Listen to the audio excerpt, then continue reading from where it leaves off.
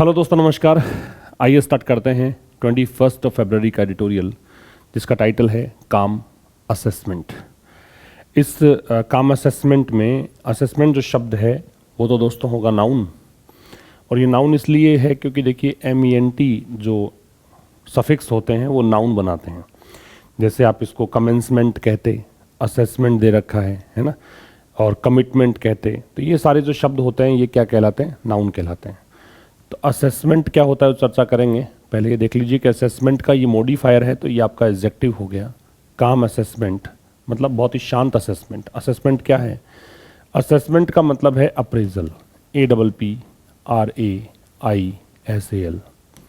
आप इसे ही कह सकते हैं इवेल्युएशन। मतलब मूल्यांकन को बोलते हैं क्या? असेसमेंट। ठीक है, तो काम असेसमेंट का मतलब हो गया ऐसा मूल्यांकन जो कैसा है? काम है, शांत है। तो शांत मूल्यांकन कह सकते हो। किसको लेकर लिखा गया है? On the extent of deemed forest. देखिए, एक्सटेंट का मतलब होता है लेवल, स्तर। डिग्री कह सकते हो, लेवल कह सकते हो, स्तर कह सकते हो। तो एक्सटेंट किस चीज़ का? डीम्ड फॉरेस्ट का। डीम्ड फॉरेस्ट का मतलब है ऐसा क्षेत्र जो कि वो सारी विशेषताएं हैं जिसमें फॉरेस्ट जिसकी विशेषता होती है ना, वन क्षेत्र की जो विशेषता है वही इसकी भी विशेषता है, लेकिन इसको लिस्टेड नहीं किया गया है। जो एक यहाँ देख रहे हैं कि इंडियाज़ फॉरेस्ट कंजर्वेशन एक्ट 1980, इस एक्ट के तहत इसको लिस्टेड नहीं किया गया है, इसको वन क्षेत्र माना नहीं गया है, लेकिन विशेषताएं इसमें वन की ही है, उसको बोलते हैं डिम्ड फॉरेस्ट। तो ये लिखा गया है कि डिम्ड फॉरेस्ट की कौन सा डिग्री, मतलब किस स्तर तक का जो पार्ट है उसको डिम्ड फॉरेस्ट माना जाए, किसे आप डिम्ड फॉरेस्ट कहेंगे, उस एक्सटेंट को लेकर एडिटोरियल लिखा गया है। आगे कहा गया है clarity on the nature and the extent of deemed forest is essential. Clarity, clarity मतलब स्पष्टता, और इसकी वर्ब यहाँ पे है इज, और ये आपका लिंकिंग वर्ब दे रखी है। और इसेंशियल है वो कॉम्प्लीमेंट है इसका, और कॉम्प्लीमेंट जो होते हैं वो नाउन, प्रोनाउन या एडजेक्टिव होते हैं, तो ये आपका एडजेक्टिव कहलाएगा इसेंशियल। इसेंशियल का मतलब होता है आवश्यक, नेसेसरी कह सकते हैं। तो क्लैरिटी जरूरी है। क्लैरिटी किसको लेकर? नेचर और एक्सटेंट को लेकर। नेचर मतलब क्या? प्रकृति, मतलब प्रकृति वो वाली नहीं, मतलब किस प्रकार का, टाइप मान लीजिए, है ना। एंड एक्सटेंट, लेवल या डिग्री डिम्ड फॉरेस्ट की। तो डिम्ड फॉरेस्ट का क्या एक्सटेंट और नेचर है उस पर स्पष्टता है, जरूरी है। ठीक है, डिम्ड फॉरेस्ट को लेकर नेचर कैसा होगा डिम्ड फॉरेस्ट का, डिम्ड फॉरेस्ट किस टाइप का होना चाहिए और किस स्तर का, किस डिग्री का होना चाहिए। ठीक है, इस पर स्पष्टता जो है वो जरूरी है, ये कह रहा है। ठीक है, अब हम पढ़ेंगे इसको विस्तार से। जो भी मैं पढ़ा रहा हूँ उसका PDF आप कलेक्ट कर सकते हैं आशीष क्लासेस टेलीग्राम चैनल से, लिंक आपको डिस्क्रिप्शन में दिया हुआ है। पेड कोर्सेज के लिए आप एक्सेस कर सकते हैं आशीष क्लासेस एप्लीकेशन, जहां पर जो आईफोन यूज़र्स हैं वो लोग भी कोर्सेज बाई कर सकते हैं, एंड्रॉयड यूज़र्स हैं वो भी बाई कर सकते हैं। फिलहाल के लिए कोर्स चल रहा है SSC और CDS का। इसमें 15 क्लासेज हो चुकी हैं। नाउन का चैप्टर कंप्लीट होने वाला है, वो कैब साथ साथ में हम डिस्कस कर रहे हैं। ठीक है, ये वाला एक कोर्स 0 to एडवांस लेवल है, बिल्कुल बेसिक से अच्छे एडवांस लेवल तक हम इसको डिस्कस कर रहे हैं। तो ये वाला कोर्स आप बाई कर सकते हैं। RAS के विद्यार्थियों के लिए भी एक कोर्स उपलब्ध है RAS इंग्लिश का, तो ये कोर्स आप बाई कर सकते हैं, क्योंकि ये मेंस के हिसाब से, जो मेंस का एग्ज़ाम अब आपका जुलाई में होना है उस हिसाब से इसको डिज़ाइन किया गया है। और बहुत सारे कोर्सेज यहाँ पे हैं, बहुत सारी ई-बुक्स हैं, एक बार आप विजिट ज़रूर करें। अब देखिए विस्तार से इसको पढ़ेंगे। पेन नोटबुक लेकर बैठिएगा, चीज़ों को नोट करते चलना जो भी इंपॉर्टेंट है और आपको लगे कि आपको नहीं आ रहा है। The supreme court of India, सबसे पहली बात, सुप्रीम कोर्ट से पहले द का प्रयोग करेंगे, तो ये द का प्रयोग है। तो सुप्रीम कोर्ट जो है भारत का, हैज़ पुट ऑन पोज। अब पुट ऑन पोज का मतलब है रोक लगा दी है। तो सुप्रीम कोर्ट ऑफ इंडिया की वर्ब हैज़ है, ये आपको जो अलग कलर में दिख रहा है ये सब्जेक्ट है। तो सुप्रीम कोर्ट ऑफ इंडिया ने क्या कर दिया है? रोक लगा दी है। पुट की तीनों फॉर्म सेम होती है, पुट पुट पुट। इसे कौन सी फॉर्म कहिएगा? ये मानिए थर्ड फॉर्म है, क्योंकि हैज़ के साथ थर्ड फॉर्म ही आती है। तो सुप्रीम कोर्ट जो है भारत का, उसने रोक लगा दी है किस पर? N ambitious effort. एम्बिशियस का मतलब ये एडजेक्टिव है, ये होता है महत्वाकांक्षी। एफर्ट का मतलब प्रयास, ये नाउन है। एंड डिटर्मिनर यहाँ पे दे रखा है। सबसे पहली पोजीशन डिटर्मिनर की होती है। कल वाले एडिटोरियल में भी हमने डिस्कस किया था इस बात को कि पहले डिटर्मिनर आता है, फिर आवश्यक हो तो एडवर्ब आता है, फिर एडजेक्टिव आता है, फिर नाउन आता है। यहाँ पे एडवर्ब की जरूरत नहीं थी तो इन्होंने एडजेक्टिव लगाया, फिर नाउन लगाया। तो सुप्रीम कोर्ट जो भारत का है उसने रोक लगा दी है महत्वाकांक्षी प्रयास पर। प्रयास किसका है? सेंटर का है, केंद्र सरकार का है। और प्रयास क्या था? अमेंड करने का। अमेंड का मतलब संशोधन करना है, चेंज करना है, ऑल्टर करना है। ठीक है, संशोधन किसमें? भारत के जो फॉरेस्ट कंजर्वेशन एक्ट 1980 है इसमें। That was brought in, that आ रहा है इस एक्ट के लिए, इसे लाया गया। ब्रॉट इन जो है ब्रिंग इन की थर्ड फॉर्म है, इसका मतलब है इंट्रोड्यूस करना, जिसे इंट्रोड्यूस किया गया, जिसको पेश किया गया था। तो इस एक्ट को पेश किया गया था। ठीक है, इस एक्ट को पेश किया गया था किस लिए? टू चेक, चेक मतलब रोकना है, कर्ब कह सकते हो इसको, या इसके कहेंगे कंट्रोल, रोकने के लिए। किसको? द वांटन रेजिंग, रेजिंग का मतलब होता है डेस्ट्रॉय करना, डिमोलिश करना, टेयर डाउन करना।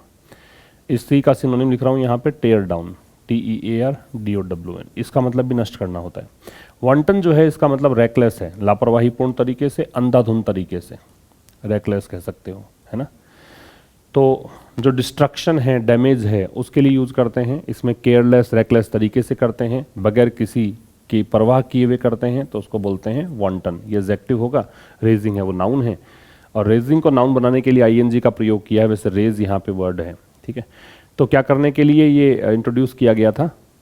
जो मनमाने ढंग से डिस्ट्रॉय किया जा रहा था फॉरेस्ट को, फॉर नॉन फॉरेस्ट्री यूजेस, और किसके लिए? गैर वानिकी प्रयोगों के लिए। ठीक है, इसके लिए जो यूज किया जा रहा था उसको रोकने के लिए इसको इंट्रोड्यूस किया गया था। फिर समझिए, सुप्रीम कोर्ट ऑफ इंडिया ने जो केंद्र सरकार का एक महत्वाकांक्षी प्रयास था उस पर रोक लगा दी है। प्रयास क्या था? प्रयास था भारत के फॉरेस्ट एक्ट जो 1980 है उस संशोधन करने का प्रयास था।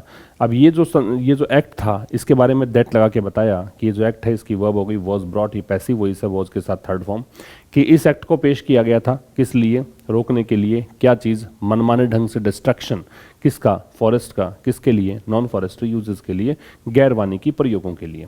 ठीक है, एक काम की बात, एक्ट जो होता है उससे पहले द का प्रयोग हम करते हैं। यहाँ द नहीं लगाया गया है, द लगाना है आपको। एक्ट जहाँ भी आए वहाँ पे द लगना चाहिए, यहाँ पे गलत दे रखा है। ठीक है, इससे आगे देखिएगा। अकॉर्डिंग टू द सेंटर, केंद्र सरकार के अनुसार, अकॉर्डिंग टू का मतलब के अनुसार, an estimated 4 million hectares, estimated का मतलब है अप्रॉक्स, लगभग, अबाउट। तो लगभग 4 मिलियन हेक्टेयर जो फॉरेस्ट लैंड है ना, फॉरेस्ट लैंड का 4 मिलियन हेक्टेयर जो है, इसकी वर्ब है हैड बिन डाइवर्टेड। इसको डाइवर्ट कर दिया गया था, पैसिव वॉइस है, पास्ट परफेक्ट का पैसिव है। कोई भी पैसिव परफेक्ट का बनाते हो तो बीन लगा के थर्ड फॉर्म लगाते हैं। ठीक है, फ्रॉम 1951 टू 75। तो कह रहा है कि केंद्र सरकार के अनुसार लगभग 4 मिलियन हेक्टेयर जो है फॉरेस्ट लैंड उसको डाइवर्ट किया गया था। ठीक है, कब से कब तक? 1951 से 1975 तक डाइवर्ट किया गया। मतलब इसको इस तरीके से यूज ना करके किसी और प्रयोजन से इसका यूज किया गया था, ये मतलब है इसका। ठीक है, इसके आगे देखिए, इसका स्क्रीनशॉट ले सकते हैं आप। आगे कह रहा है under the provisions of the act. अब ये जो एक्ट है 1980 वाला, इसके लिए दे रखा है द एक्ट। प्रोविजंस का मतलब होता है, आप ये मानिए प्रावधान, जो भी इसके नॉर्म्स थे उसके अकॉर्डिंग, अंडर है प्रेपोजिशन है। तो इस एक्ट के प्रावधानों के अनुसार या प्रावधानों के तहत forest could no longer be diverted, जो फॉरेस्ट हैं उनको अब डाइवर्ट नहीं किया जा सकता था, कुड के साथ be plus third form, without adhering to a regulatory mechanism by the centre. किसके बगैर? विदाउट है वो प्रेपोजिशन है, प्रेपोजिशन है तो देखो आगे ING आ रहा है। एडहियर टू जो है इसके बारे में लिख देता हूं मैं, ये काम की चीजें हैं। इसका मतलब होता है पालन करना, एडहियर टू होता है, कंप्लाई विद होता है, स्टिक टू होता है।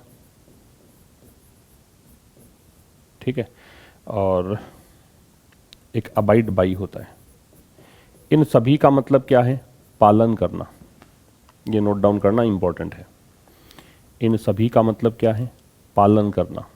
ठीक है, तो क्या कह रहा है ये कि भाई बगैर पालन किए, किसका? रेगुलेटरी मतलब नियम संबंधी, मैकेनिज्म का मतलब सिस्टम। मैकेनिज्म क्या होता है? सिस्टम। सरकार, और सिस्टम किसका? केंद्र सरकार का। तो कह रहा है कि इस एक्ट के कुछ प्रोविजंस थे, उसके तहत अब वन क्षेत्र को जो है डाइवर्ट नहीं किया जा सकता था। ये पैसिव वॉइस हो गया, मॉडल का पैसिव बनता है बी प्लस थर्ड फॉर्म लगा के, तो कुड बी डाइवर्टेड है। नो लॉन्गर मतलब अब आगे से इसको डाइवर्ट नहीं किया जा सकता था। किसके बगैर? केंद्र सरकार के जो रेगुलेटरी मैकेनिज्म है उनका पालन किए बगैर, केंद्र सरकार के जो नियम संबंधी जो भी चीज़ें हैं उनके जो नियम हैं उनको मानना पड़ेगा, उसके बगैर आप इसको कन्वर्ट नहीं कर सकते हो या डाइवर्ट नहीं कर सकते हो फॉरेस्ट लैंड को, राइट। अब आगे देखिए, as a measure of its success. अब अगर आप सक्सेस का देखें स्तर, मेजर का मतलब मापन है यहाँ पे, तो अगर आप देखें कि इसकी सफलता कैसी रही, तो उसके अगर सक्सेस को, उसके मेजर को देखें, द सेंटर कैलकुलेट्स, तो केंद्र सरकार जो है वो कैलकुलेट करता है, मतलब ये कैलकुलेशन इसकी ये है कि दैट फ्रॉम 1981 टू 2022, कि 1981 से 2022 तक the average annual diversion of forest, तो लगभग जो वार्षिक जो डाइवर्जन होता है औसत स्तर पे फॉरेस्ट का, हैड रिड्यूस्ड। अब ये जो डाइवर्जन है ये कम हुआ था, लगभग 22,000 हेक्टेयर तक रह गया था, या फिर जितना पहले था 1951 से 75 तक उसकी तुलना में 1/10 ही रह गया था। इट की वर्ब है वो वॉज है, और एनुअल डाइवर्जन जो है उसकी वर्ब है हैड रिड्यूस्ड, ये पास्ट परफेक्ट है। समझिए, अगर आप इसके सक्सेस का मापन देखें कि क्या मेजरमेंट रहा सक्सेस का, कितनी सफलता हासिल इसमें हुई केंद्र सरकार को इस कंजर्वेशन एक्ट के तहत, तो इसकी सफलता में जो मेजरमेंट ये था कि केंद्र सरकार कैलकुलेट करता है कि 1981 से 2022 तक अगर देखें तो एवरेज एनुअल डाइवर्जन जो है फॉरेस्ट का वो कम हुआ था, लगभग कितना 22,000 हेक्टेयर तक चला गया था, या फिर कहें कि 1/10 हुआ था किसका, जितना था 1951 से 1975 के बीच उसकी तुलना में। ज़्यादा मुश्किल इसमें कुछ है नहीं, आसान सी लैंग्वेज में लिखा गया है, इसका स्क्रीनशॉट ले सकते हैं आप। फिर कह रहे हैं हाउएवर, ये एक ऐसा कंजंक्शन होता है या एडवर्ब होता है जो विपरीत वाक्यों को जोड़ने के काम आता है। हालांकि the provisions of this piece of legislation, जो प्रावधान है किसके, इस विधेयक के, ये जो लेजिस्लेशन है उसके इस पीस के, मतलब जिसके अंदर डाइवर्जन को रोका गया है, उस पीस का जो प्रोविजंस है लार्जली अप्लाइड टू, ये मुख्य तौर पे अप्लाइड थे, मतलब लागू थे, टू फॉरेस्ट ट्रैक्ट्स, किस पर, वन क्षेत्र के बड़े बड़े भागों पर। ट्रैक्ट का मतलब होता है बहुत बड़ा part, large part, large part of land, तो जमीन का बड़ा हिस्सा है उसको हम बोलते हैं ट्रैक्ट्स। रिकॉग्नाइज्ड एज, जिसको कि माना गया था, रिकॉग्नाइज किया गया था, मान्यता दी गई थी, किस रूप में, as such by the India Forest Act. अब देखो एक्ट के पहले द लगा दिया इसने, तो इंडिया फॉरेस्ट एक्ट के द्वारा जिसे इस प्रकार की मान्यता मिली थी, और एनी अदर स्टेट लेजिस्लेशन, या फिर कोई अन्य जो स्टेट लेजिस्लेशन है उसके द्वारा। एक बार फिर समझिए, हालांकि जो प्रोविजंस है इस विधेयक के, इस लेजिस्लेशन के, मतलब लेजिस्लेशन क्या होता है, कानून मान लीजिए, तो इस लेजिस्लेशन के जो ये वाला पीस है, ये वाला जो पार्ट है, इसके जो प्रोविजंस थे वो अप्लाइड थे, अप्लाई के साथ टू लगता है, किस पर, फॉरेस्ट ट्रैक्ट्स पर, मतलब वन क्षेत्र पर, जंगल वाला बड़ा पार्ट है उस पर, जिसको रिकॉग्नाइज किया गया था इस रूप में कि ये जंगल वाला हिस्सा है, जंगल इसको माना जाए, फॉरेस्ट इसको माना जाए, किस रूप में, कि इंडिया फॉरेस्ट एक्ट के द्वारा या किसी राज्य के कानून के द्वारा, राज्य के लेजिस्लेशन के द्वारा। इलीगल टिम्बर फैलिंग, देखो दो चीज़ें बता रहा हूँ, एक तो फॉल वर्ब होती है, फॉल की सेकेंड फॉर्म बनती है फैल, और थर्ड फॉर्म बनती है फॉलन, और एक वर्ब होती है फैल जिसकी सेकेंड फॉर्म बनती है फैलिड, और थर्ड फॉर्म बनती है फैलिड। ये जो फॉल है ना, इसका मतलब होता है गिरना, इसका मतलब क्या होता है, गिरना, और ये जो फैल है इसका मतलब होता है गिराना। फॉल है वो गिरना होता है, फैल है वो गिराना होता है, ठीक है। और इसमें ये भी समझ लीजिए कि ये जो है वो तो इंट्रांजिटिव वर्ब है और ये ट्रांजिटिव है, इसके आगे ऑब्जेक्ट लगेगा, और इंट्रांजिटिव है तो ऑब्जेक्ट नहीं लगेगा, बहुत काम की बात है, याद रखना है इसको, ठीक है जी। अब देखिए क्या कह रहा है आगे कहना चाह रहा है कि भाई timber, illegal timber falling, illegal मतलब इलिसिट, गैर कानूनी रूप से। टिम्बर होता है इमारती लकड़ी, जिसको बिल्डिंग वगैरह में काम में लिया जाता है, उसको टिम्बर बोलते हैं। फैलिंग इन गुडालूर तमिलनाडु, अब तमिलनाडु में एक जगह है गुडालूर, यहाँ पे अवैध तरीके से ये पेड़ गिराए जा रहे थे, ट्रिगर्ड। अब इस टिम्बर फैलिंग ने क्या किया, ट्रिगर किया। ट्रिगर का मतलब होता है कोज करना, ये कारण बना, किसका, the landmark TN गोडावरमन Thirumulpad judgement. अब ये एक जजमेंट का नाम है, इसने इसको ट्रिगर किया, ठीक है। ये जजमेंट जो लैंडमार्क जजमेंट है, लैंडमार्क बोलते हैं मुख्य को, इसकी मतलब बहुत अहमियत है जब बात आती है इस तरह की, तो इसके अंदर इसका एक हवाला दिया जाता है, इसको लैंडमार्क जजमेंट बोलते हैं। That so the court take an expanded view, जिसने देखा, अब ये जो जजमेंट है उस जजमेंट में क्या हुआ था, इसमें यह था कि court take an expanded view of forest tracts worthy of protection, कि कोर्ट जो है वो एक्सपेंडेड व्यू ले, मतलब एक विस्तृत नजरिया रखे। एक्सपेंडेड का मतलब है एक्सटेंसिव, ठीक है। तो इसने क्या देखा, देखो 100 के बाद टेक लग रहा है सीधा, तो सी जो है अपने साथ सीधा बेस फॉर्म लगा सकता है, ये 100 सेकेंड फॉर्म है। तो इसने कोर्ट को किस रूप में देखा कि कोर्ट ने बहुत ही विस्तृत या एक व्यापक स्तर का नजरिया रखा फॉरेस्ट ट्रैक्ट्स का, फॉरेस्ट बड़े बड़े जो जमीन का पार्ट है उसका, वर्दी ऑफ प्रोटेक्शन, जो किस योग्य था, सुरक्षा के योग्य था। वर्दी के साथ ओव लगेगा, इसका मतलब होता है योग्य होना। फिर समझिए, तो इलीगल टिम्बर फेलिंग जो हो रही थी गुडालूर तमिलनाडु में, जो गैरकानूनी तरीके से इमारती लकड़ियों को गिराया जा रहा था, इन पेड़ों को गिराया जा रहा था, ये इस जजमेंट का कारण बना। इसने ट्रिगर किया इस जजमेंट को, और इस जजमेंट में क्या था, तो दैट आज इस जजमेंट के लिए जिसने कि कोर्ट को देखा क्या, किस रूप में, कि कोर्ट जो है वो फॉरेस्ट ट्रैक्ट्स का इस प्रकार का व्यू रख रहा था। व्यू यहाँ पे नाउन है, एक्सपेंडेड यहाँ पे एडजेक्टिव है, विस्तृत एक व्यापक नजरिया रख रहा था, जो कि वो फॉरेस्ट ट्रैक्ट जो कि प्रोटेक्शन के योग्य हैं, जिसका प्रोटेक्शन होनी चाहिए। क्लियर है, इसका स्क्रीनशॉट ले सकते हैं आप। फिर कह रहा इट ऑल्सो सेड, अब ऑल्सो की पोजीशन मैंने बहुत बार बताई है आपको, ऑल्सो इज एन एडवर्ब, ठीक है, ऑल्सो है वो एडवर्ब है।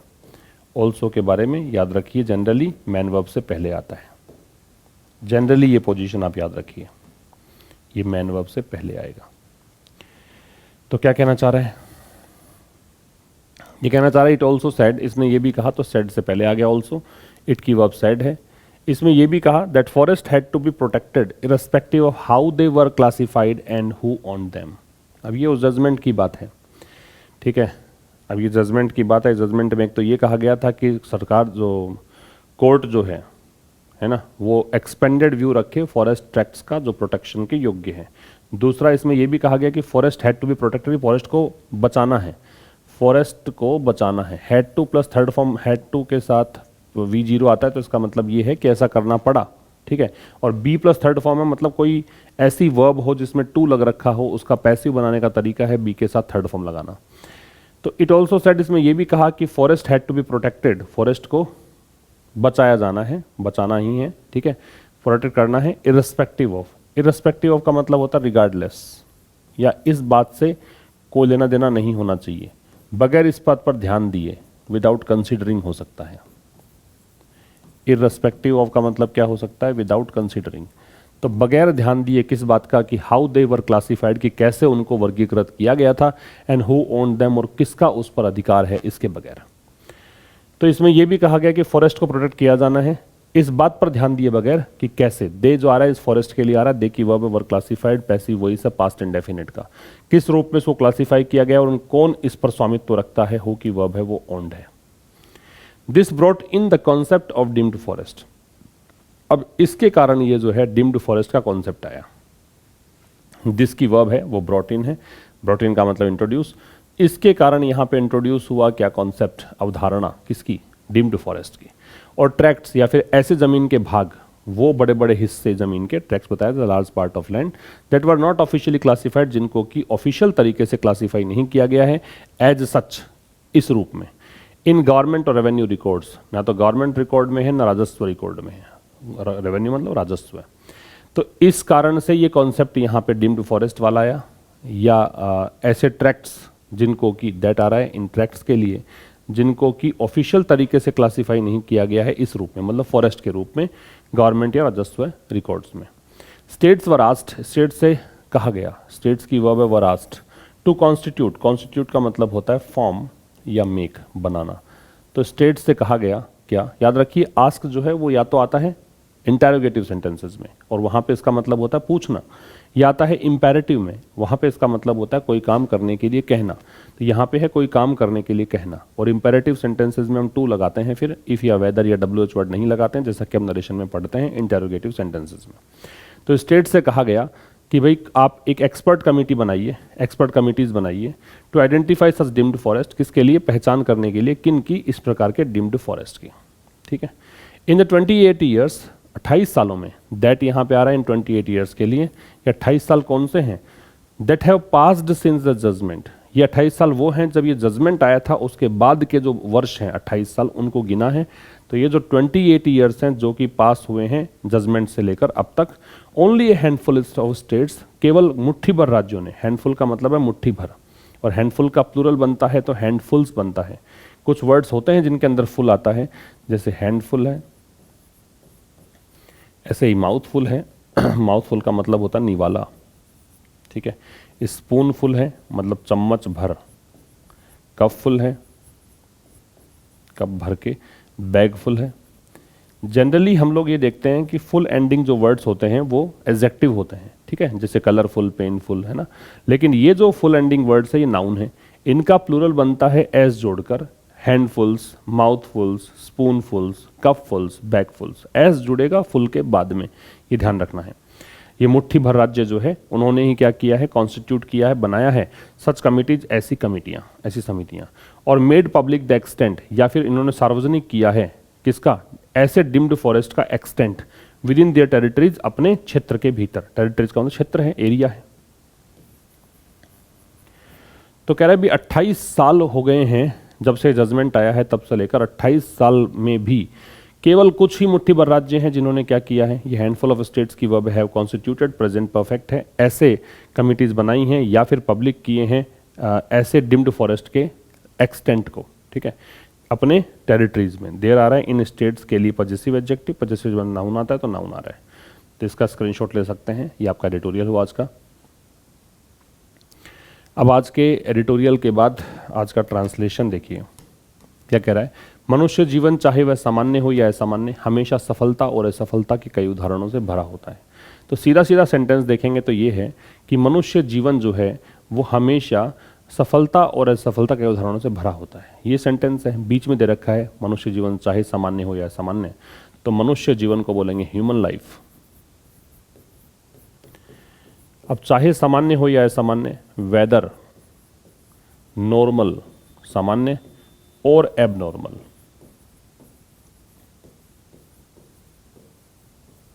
ठीक है। तो ह्यूमन लाइफ, अब ह्यूमन लाइफ के बारे में बता दिया कि चाहे वो नॉर्मल हो या एबनॉर्मल हो, क्या है, इज ऑलवेज। अब ह्यूमन लाइफ हमेशा ही क्या होती है, भरी होती है।